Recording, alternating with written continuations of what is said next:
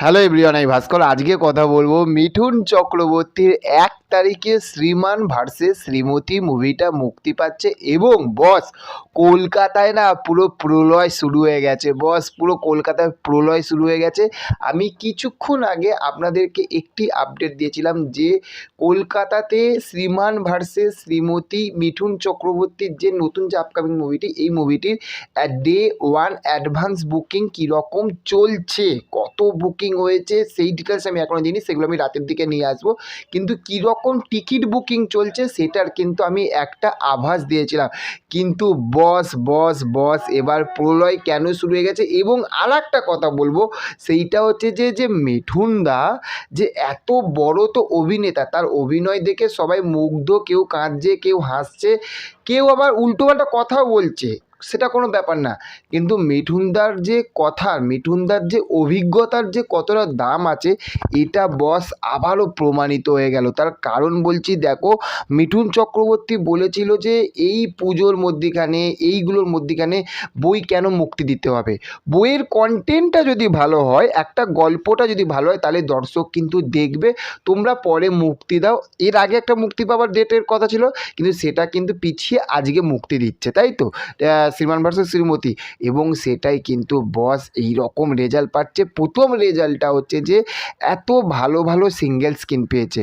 মিঠুন চক্রবর্তীর মুভি কিন্তু খুব কম কিন্তু সিঙ্গেল স্ক্রিন পায়। এই সময় যদি ধরুন যে মানে দেবজিৎ বা অন্য কোনো বড় স্টারের যদি হতো, তাহলে কিন্তু সিঙ্গেল স্ক্রিন পাওয়া কিন্তু খুবই কিন্তু কম একটা ব্যাপার ছিল। কিন্তু বা যদি উইন্ডোজ প্রোডাকশান হাউসে মানে থাকতে, যারা যেটা বহুরূপী এনেছিল, সেই প্রোডাকশান হাউস থাকতে যদি সিনেমা আসো, তাহলেও কিন্তু সিঙ্গেল স্ক্রিন পাওয়া কিন্তু বিশাল একটা চাপের ছিল। তার কারণ হচ্ছে যে এটা একটা নতুন প্রোডাকশান হাউস।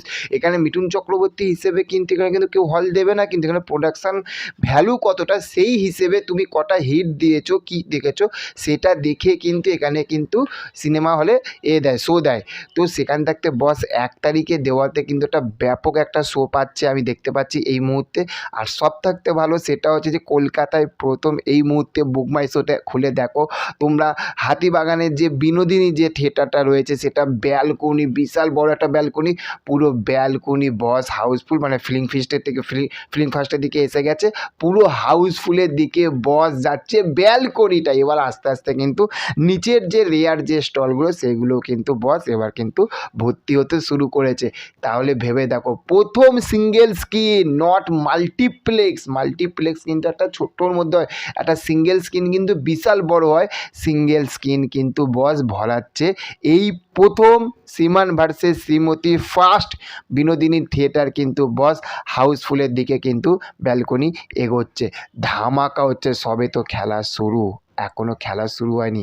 পিকচার अभी বাকি है मेरे दोस्त। এখনও পুরো পিকচার এখনও দেখোনি, সবে তো খেলা শুরু, আর খেলা হবে। তো চলো, দেখা হচ্ছে পরবর্তী ভিডিওতে। ভালো থাকবে। Okay, thank you, have a nice day, tata, bye bye. আর হ্যাঁ, চ্যানেলে যদি নতুন হয়ে থাকো, ভালো ভালো আপডেট তোমরা যদি জানতে চাও, তাহলে অবশ্যই আমাদের চ্যানেলটিকে সাবস্ক্রাইব করে পাশে দেখো। Okay, thank you, have a nice day, tata, bye by.